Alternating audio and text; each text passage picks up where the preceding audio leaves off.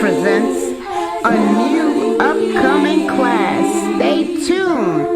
Sacred Bonds by Daryl Abdullah Kirk. Yes, Sacred Bonds, navigating the depths of Muslim matrimony and the family. You don't want to miss this one. Please stay tuned. Streaming on all major platforms right here on Sunnahfollowers.net.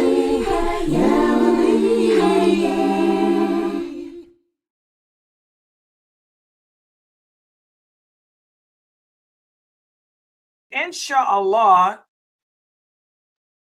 for this class, today we're going to be speaking about, and by the way, can you guys can hear me in the Facebook and stuff, I hope, inshallah. Yeah, inshallah, we're going to be speaking tonight about the topic that a lot of you ask about, polygamy. And I do have the couple of polygamy groups that I'm streaming to right now, the sisters. Yeah, I haven't streamed to you guys in a while. I know I keep forgetting to share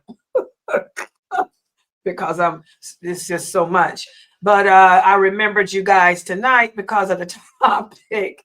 So we're going to be speaking about polygamy.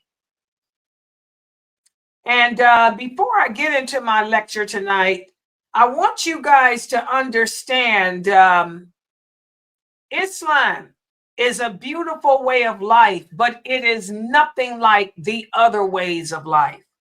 We're living in the days of fitan, the days that the Prophet ﷺ spoke about, the days before the war against Islam begins.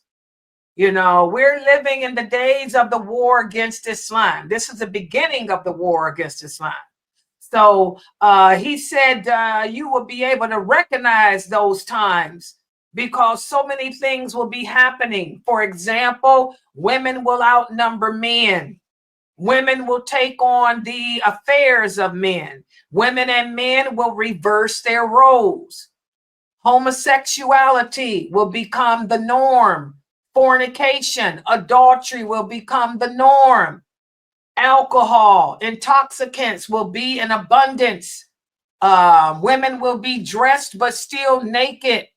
Men will not fulfill the obligations that Allah has entrusted them with.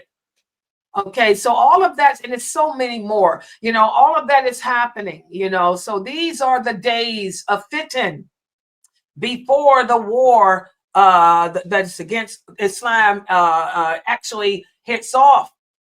And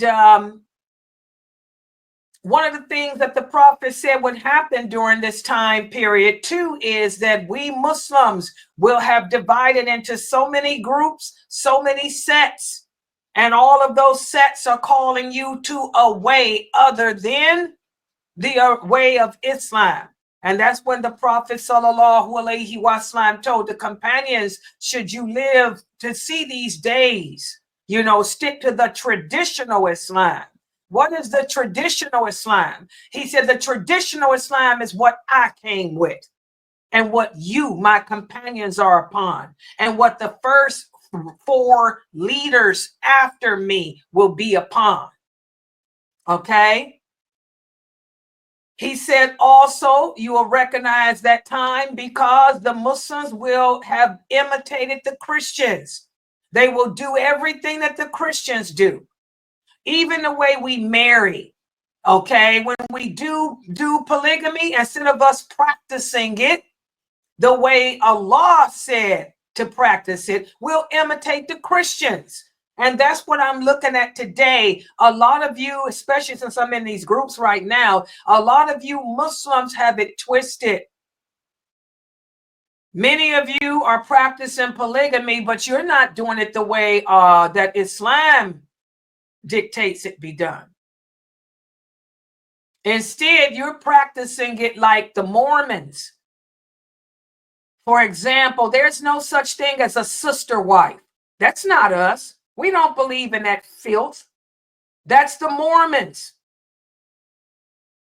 Okay, when a man gets married, it ain't got nothing to do with you. That's his business.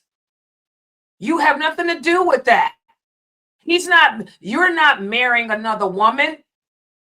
You don't pick her out or none of that. We don't do that. I mean, that's not the way. The prophet's wives didn't go around picking other wives out. That's not how we roll. That really, it goes against nature, because Allah tells us in the Quran how he created women and men. He created us to complement each other, but we're different. Allah lets it be known that men are polygamous by nature. It's their nature to want to have more than one wife. And we're the opposite. It's our nature to be content with just one mate for our entire life. Allah lets it be known that men are stronger than us emotionally. They have jealousy issues, but they can control and balance their jealousy better than we can.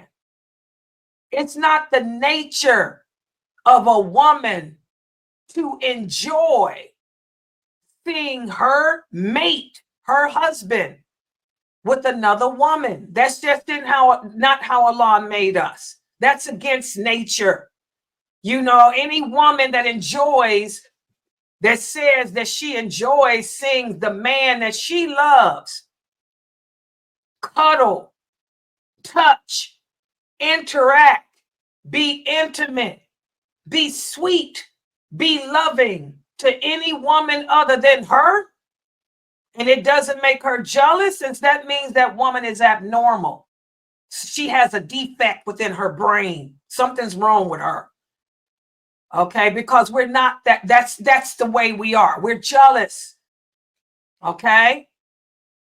So before I begin tonight's discussion, I want you guys to know we're in the days of fitan, where you see Muslims watching television. You look at all the sister wife shows, you look at all those polygamy shows, you look at all that filth on TV, and you think that's real. Even those people are not happy. You guys watch the sister wives. What happened? They all divorced. What happened? Their children got mental problems. Their kids are gay. Their children were molested. All of this stuff has come out, because that's what happens when we do things opposite the way Allah said to do it. I want y'all to know one of the things that I've been emphasizing with you guys over and over again in my Aqidah class. There's no imperfection in Allah's names, and there's no imperfection in his laws. Allah's laws are better than man's. Allah's rules and guidelines are better than man's. Why? Because Allah, he knows his creation better than we know ourselves. He knows what's best for us women, what's best for the men. He knows how we can live and get along better than we know how. All we have to do is adhere to his rules, his guidelines. If we did that, we would have a lower divorce rate. But unfortunately, like the prophet said, the days will come where instead of us abiding by Allah's guidelines, we will choose man's guidelines over them. We'll allow TV, social media, and these unscripted, scripted shows to shape our minds and make us believe that these people live together and they're one big happy family. And when the lights go out, when the cameras go out, it's a total disgrace, because it's the total opposite of how Allah said it should be. Do you women understand me, and men too? So that's not just with polygamy, that's with everything. Everything we do as Muslims should be done according to Allah's rules and his guidelines. And give me 1 second to see who's up in here.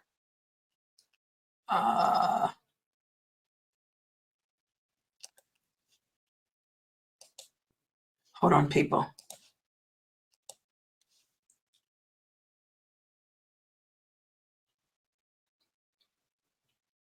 Okay. All right. Okay. Wanted to see who all was here so I know what to say too. Okay, so we're going to speak about polygamy today, and I'm going to teach you what Allah's laws and rules are. And I want everybody to know, first of all, that the Prophet Muhammad, sallallahu alaihi wasallam, well, first of all, in the, polygamy used to be a part of Christianity. It was a part of Judaism and all of that. Most men had more than one wife. That's just how it's been since Allah made Adam and Eve. Okay? The Christians changed their book. They changed Allah's book. They made things unlawful, like polygamy, that Allah made lawful. They made things lawful that Allah made unlawful, like eating pork and drinking wine. The Jews still say that they know that polygamy it can happen. And I do know some Orthodox Jews that do it according to what they call their Torah. But I want you guys to remember the original Torah and the original Bible no longer exists. Allah destroyed them when he sent down the Quran. Okay? So you have to understand that if you want the best out of life, it has to be done. Your life has to be lived as Allah said to live it. Okay? So let's put this PowerPoint up on the screen and we can get started, because I know a lot of you got to go to work tomorrow. Had a long weekend. I know y'all did. And here we go. Uh-oh. Well, here we go. Let me make this bigger.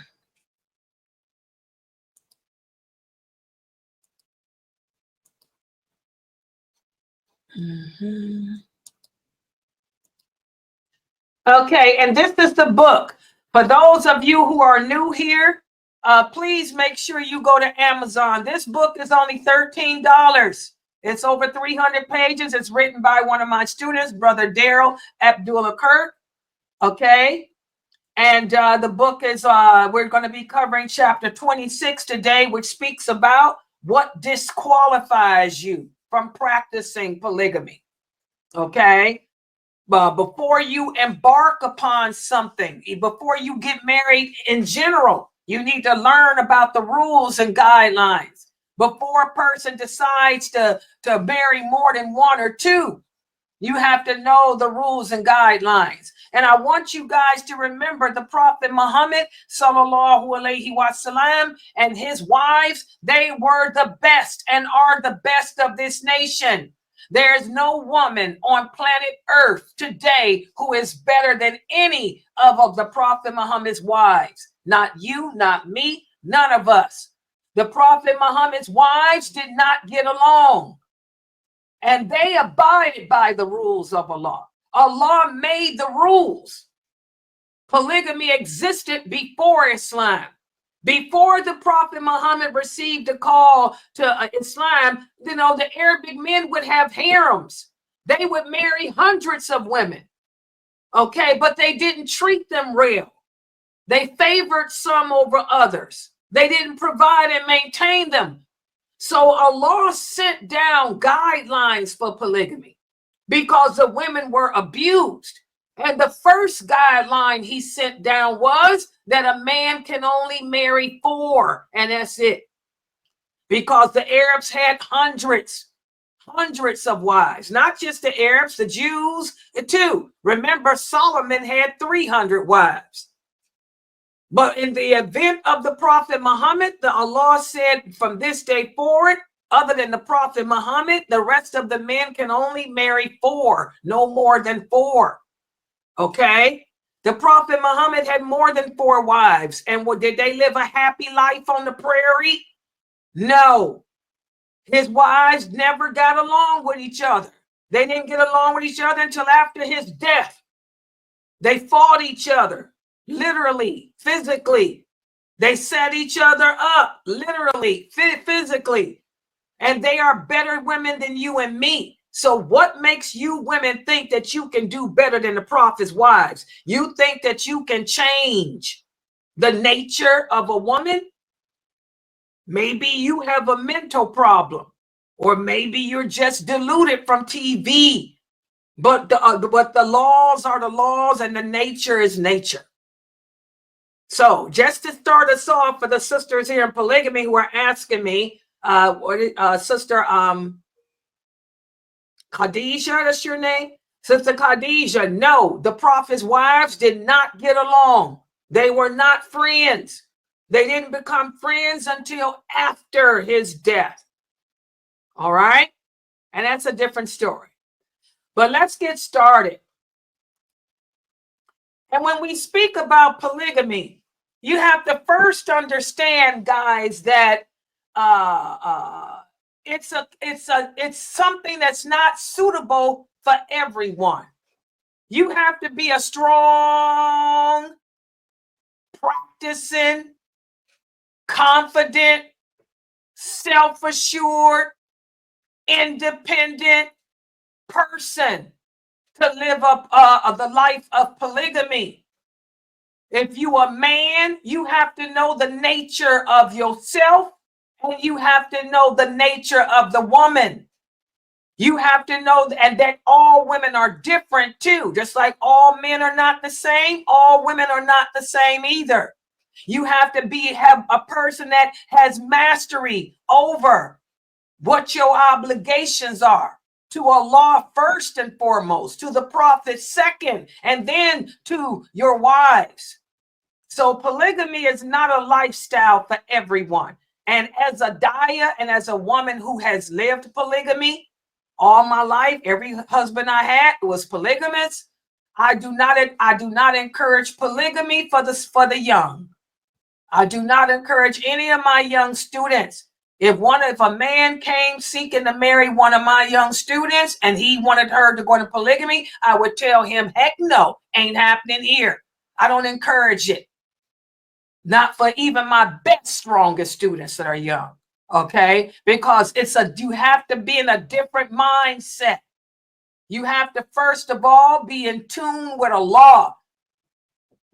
And you have to have control and mastery over your emotions. Seriously. And for men, the journey into polygamy must never be misconstrued as an avenue just for sexual gratification. What does that mean? In other words, you don't take polygamy as a legal way to be a pimp. Okay? There's no pimps in Islam. The Prophet Muhammad said the pimp, any man who considers himself a pimp, he will be in the hellfire on the day of judgment. So if you're looking for to marry 2, 3, or 4 as a way to get your sex groove off, that ain't happening. This is not only a dangerous misconception, okay? But it's the conception of a loser, because as a man, it's your job to be the provider, the maintainer, and the protector over all your families. All your families. And you see, I didn't say your family. I said all of your families, because this is another thing that you Muslims are doing. We don't call ourselves one family. That sister over there, she's not a part of my family. Her children are not a part of my family either. This is the difference between Islam and man-made laws. And man-made laws that y'all watch on TV, like this man here, he considers they're considered all one family, the children included. That's not true.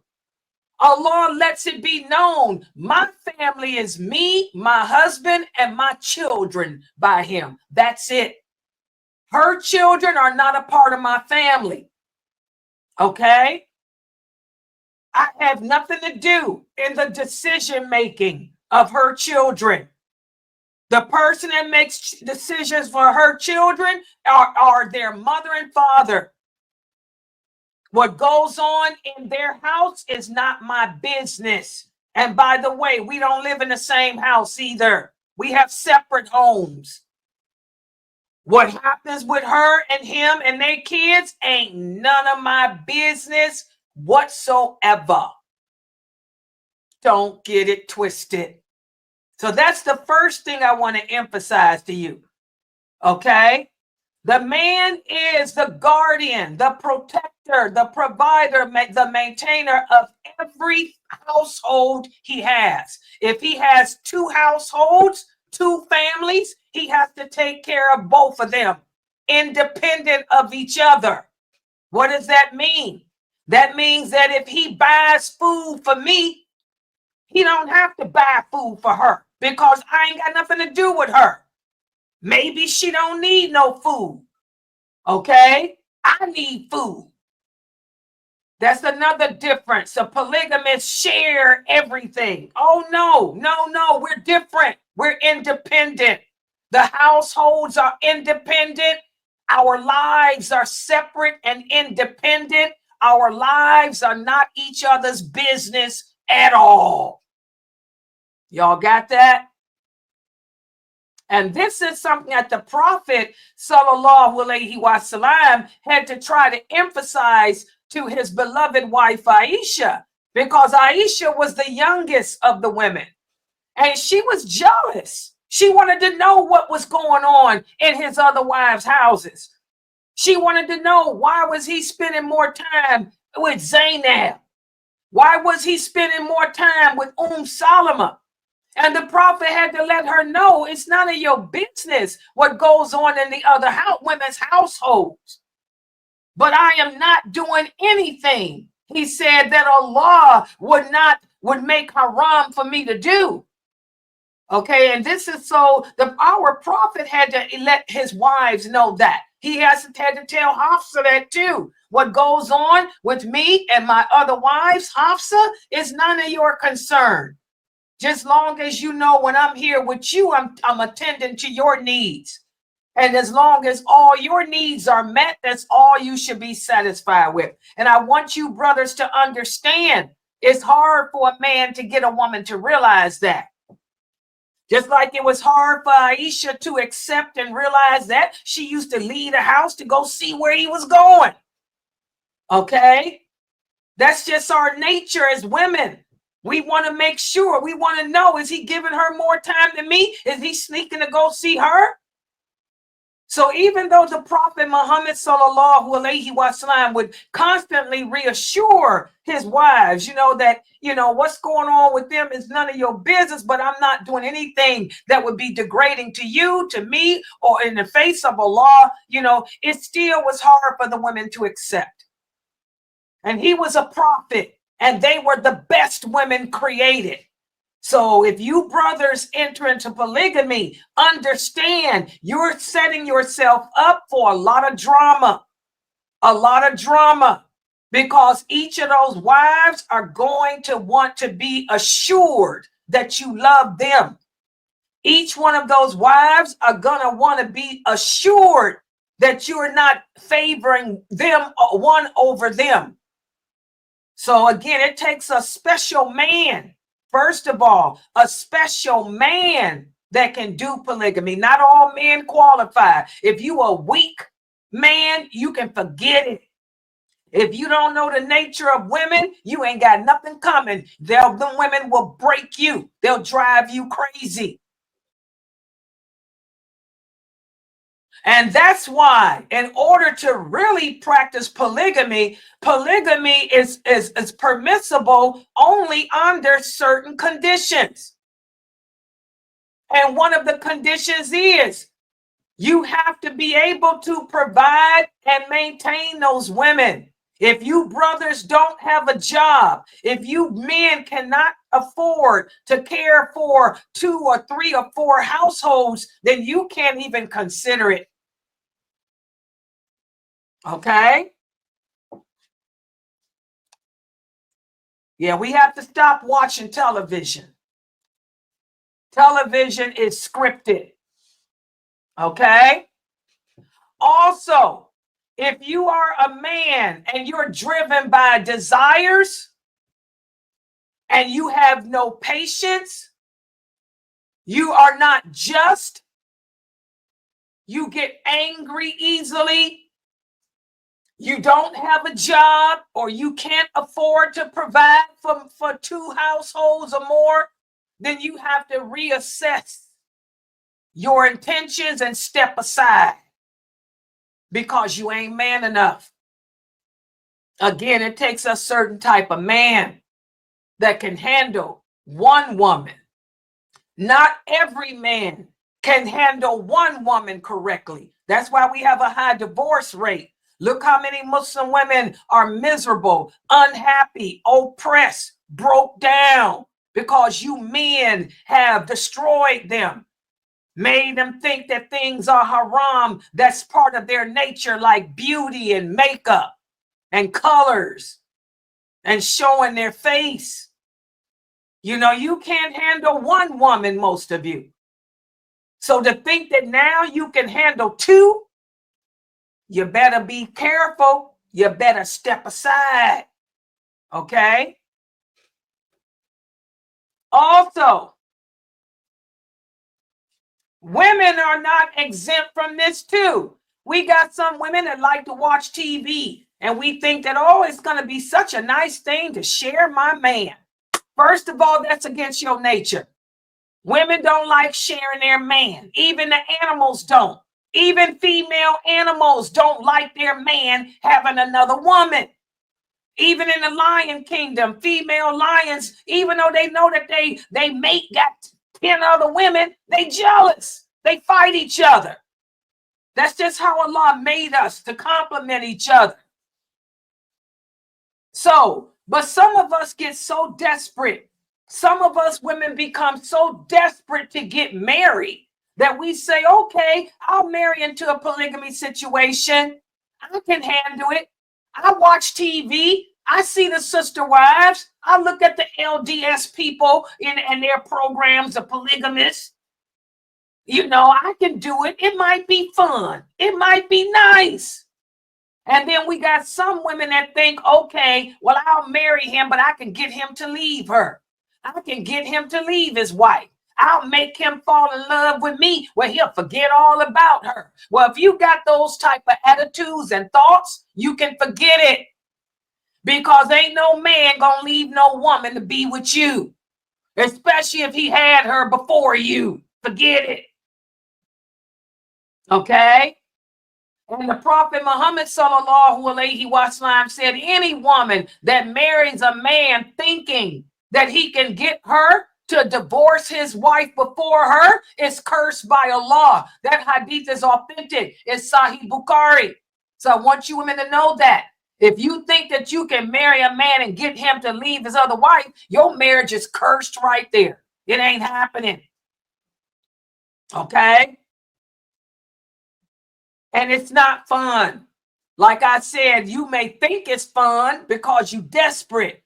But once you got that man, once that man lays you down and has his way with you, you ain't going to want to share it with no other woman. If you're normal, if you're a normal woman, that's just how we feel. But if you're abnormal, something wrong with you, you know.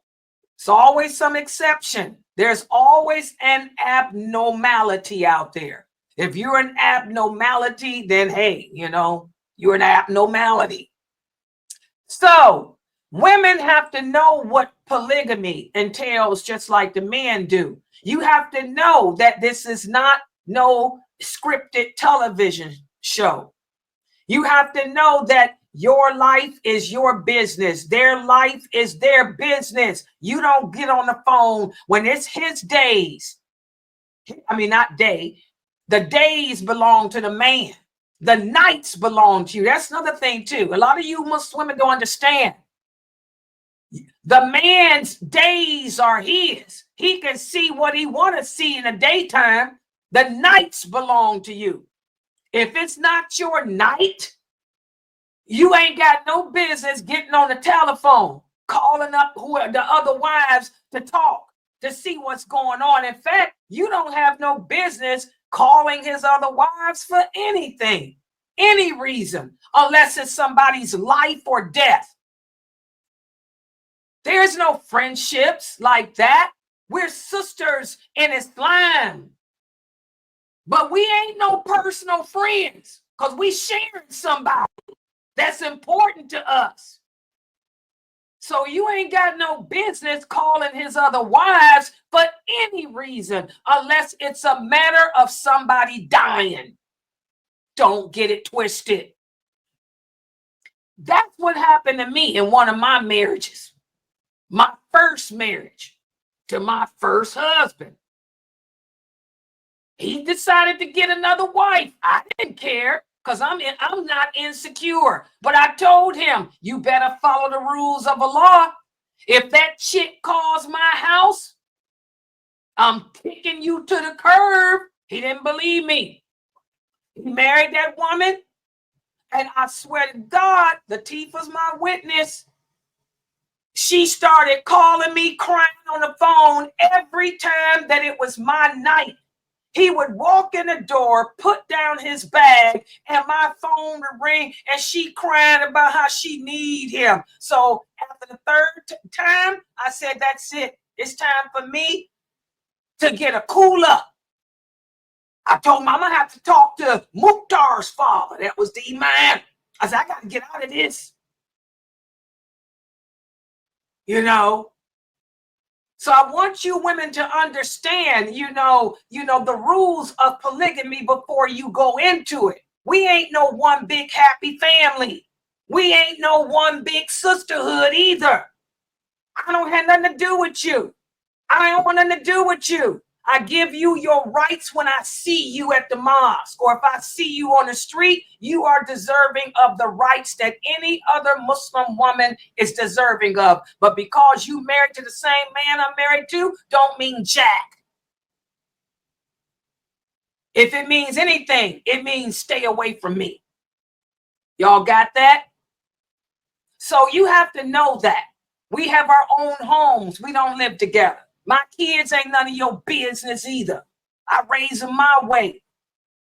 They don't come over your house unless I want them to. They mine. You understand? That's how it goes. I have to talk this way because a lot of y'all are LDSing. A lot of you women are Mormoning. And I do have some Mormons here. As Sister Khadijah said, she's from the Mormons. Khadijah, right, as she typed here, she was a Mormon. And she realizes how better Islam is.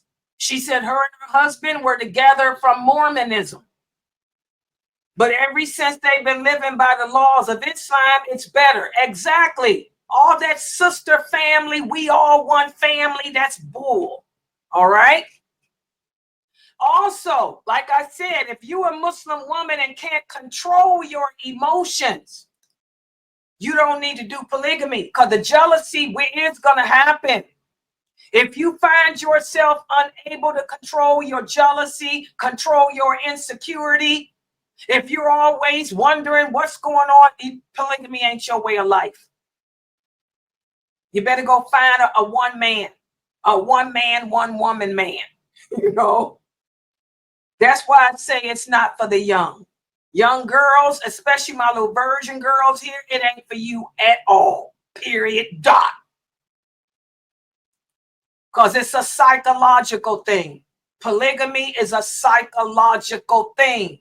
If you are not close to Allah, if you don't understand your deen well, if you don't have self-confidence, if your husband is not a righteous man who's practicing the deen correctly, polygamy will break you and destroy you.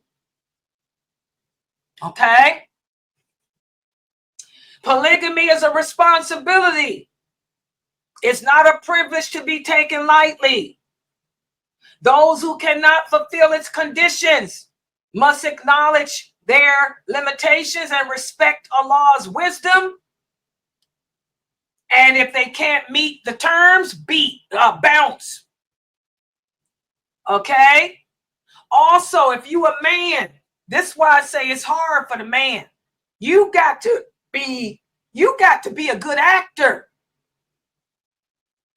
If you're a man interested in doing polygamy, you have to be a good actor. Because even if you're with a wife that you really don't like, when you go out in the public, you got to smile and grin and pretend that you love her just like you do the others.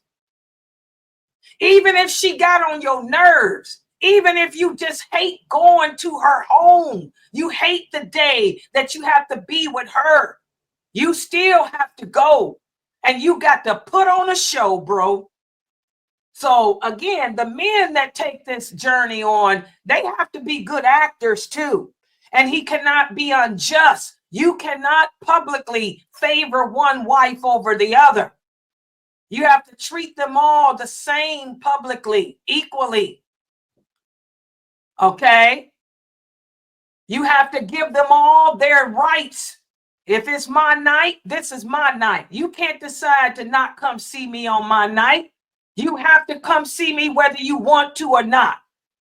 If you have to come see me whether you desiring to be with the other one or not. You have to put on a big show. And when it comes to pleasuring me, you better give me all that you got, even if you don't want to. So you brothers got to be some good actors to take on 2, 3, 4.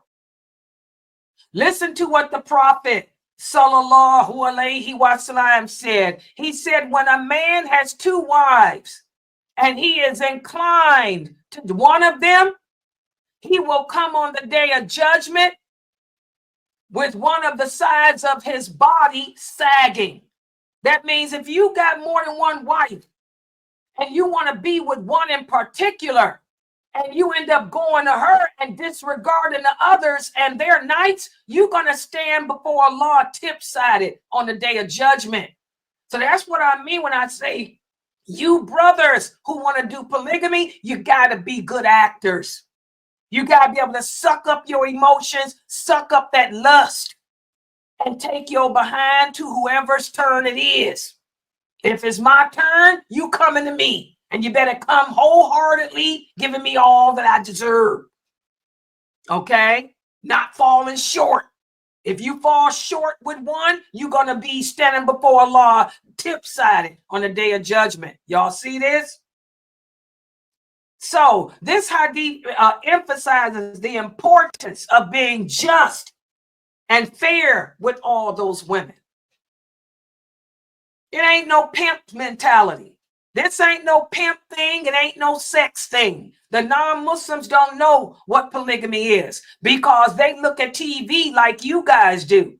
They think polygamy is the man-made way. They think it's all sister wives and one big family living in harmony in one house like the Brady Bunch. No, that ain't polygamy. It ain't about sex. It's about responsibilities and acting. Seriously, if you a man. Okay. So what are some of the characteristics that will disqualify a Muslim man from participating in polygamy? Number 1, I like how brother, and by the way, the one that wrote this book, brother Dar Abdullah Kirk, he's got 3 wives. So he's speaking from experience here. He's speaking from experience here too. He's got 3 wives and he knows how hard it is. Like he said, number 1, if you are unable to be just and fair, then you are disqualified from practicing polygamy. He said a man who cannot ensure fair treatment, and that includes financially, that includes in your love, and in your time, as mandated by Allah in the Quran, then you're not eligible. You're not eligible for polygamy. Number 2, a man who lacks the capacity to be just and fair is disqualified.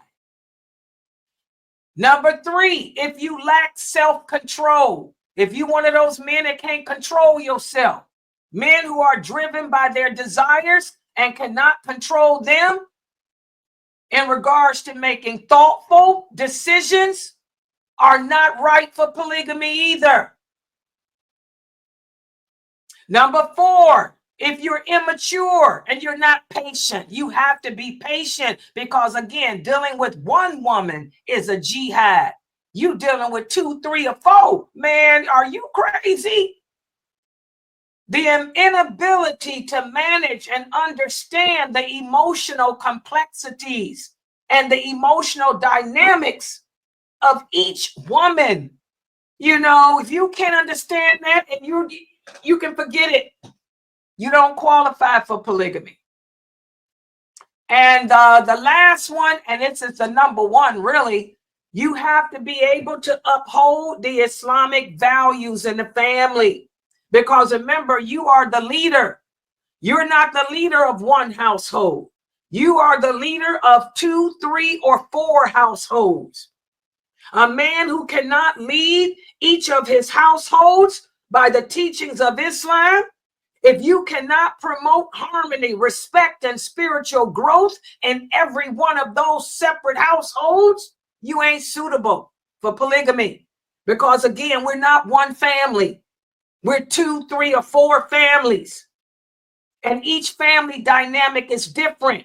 Each woman is different. Her children are different, and everything else. You're going to have different problems. You might have one type of problem with me, but you got other problems with her and her kids. And that one there is different too. So again, if you can't be a true leader, a patient, decisive, good leader, you can forget polygamy. Now let's look at some traits or qualities that will eliminate women. Number 1, the big one, you cannot manage your jealousy. And that's most of us. I'm a strong woman. I'm a good woman, but I am jealous. I am so jealous. My man is my man. I don't want to see no woman near my man. I don't want no woman commenting on my man. I don't want no woman talking to my man. More less being with him. That's why when I do polygamy, I don't live in the same state. I move.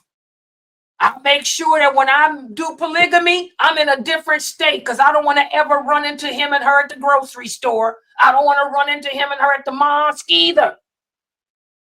I am too jealous. I'm like Salama. I'm jealous like the prophet's wife, Salama. All right. So if you can't control your jealousy, I control mine by not living in the same city. I don't live in the same city with no co-wives. You got wives, don't move them near me. Okay.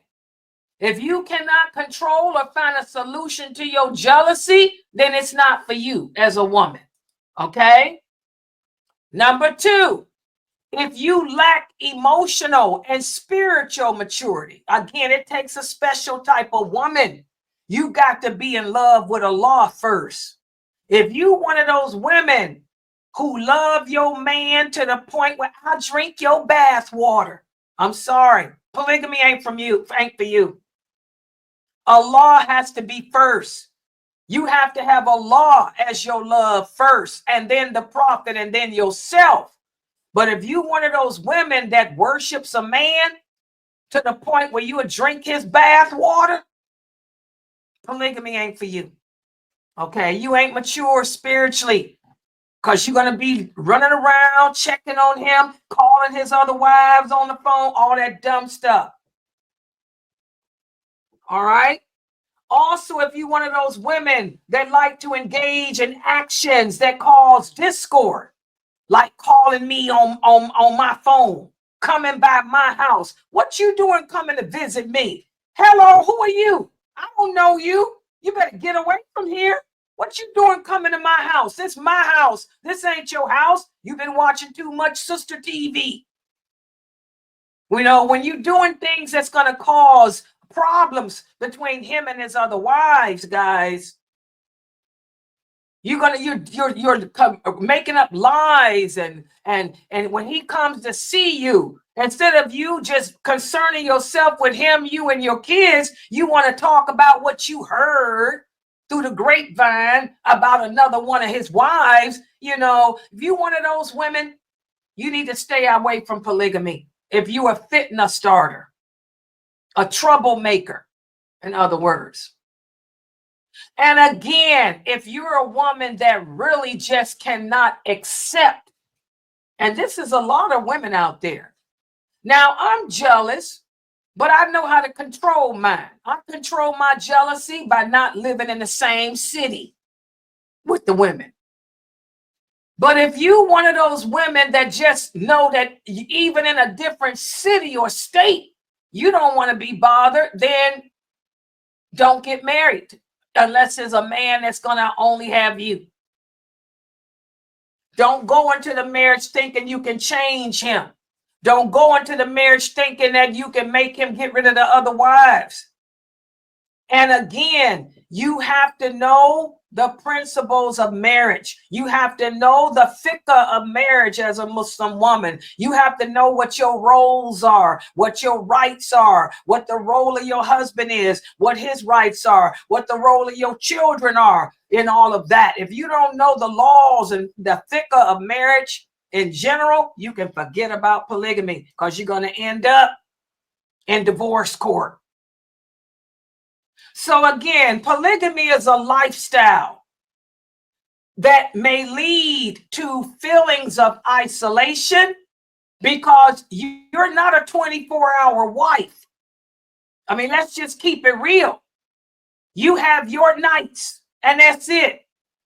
He's not going to be with you 24 hours. He's got other women and other responsibilities. So you will feel like you're alone. I know a lot of women who are into polygamy, they feel alone because they only see their husband, you know, maybe a certain amount of times during the month. Okay? It's a lifestyle that can lead to feelings of isolation. It can also lead to being misunderstood. You're going to be sad at times, even amongst your brothers and sisters in faith. You're going to go to the mosque and see other women interacting with their husband alone. Whereas when your husband goes to the mosque, he may not interact with any of his wives because he doesn't want jealousy. So where the other women can act as a family with their husband because they have no other co-wives, your husband stays to the distance. He'll tell y'all, don't expect that from me, because I don't want to deal with the fitna of y'all being jealous. So when we go to the mosque, you stay over there with the women and I'll be taking care of business with the men. So that's going to make you feel sad. You're going to feel like you're lacking something. You're going to look and maybe want what that other sister over there has. So again, it's a lifestyle that's nothing like what you see on scripted Kafir TV. And that's why we say it's not for everyone. And not only will you feel isolated, but even some of the people in the mosque may look down on you. Oh, yeah, because a lot of people don't get polygamy. They don't like it. They don't understand how you live in it. So even when you go to the mosque, the sisters that are married to one who are just who don't practice polygamy, they may distance themselves from you. They may not want to be close to you. They may want to tell their husbands to not be friends with your husband because they don't want their man to get no ideas. So you're going to feel isolation sometimes even around other Muslims who are not living that lifestyle. You're going to have disagreements with your family. Your parents, your siblings may look at you and talk about you because you're in polygamy. They may ask you, are you crazy? So you're going to have to deal with family drama. And also keep in mind that this is America. Even though America has sister wives on TV, even though the state of Utah does what they do because they Mormons, polygamy is against the law here in America. And I want y'all to know that. And since it's against the law here in America, it ain't no legal marriages. When I say legal, I mean legally by the state.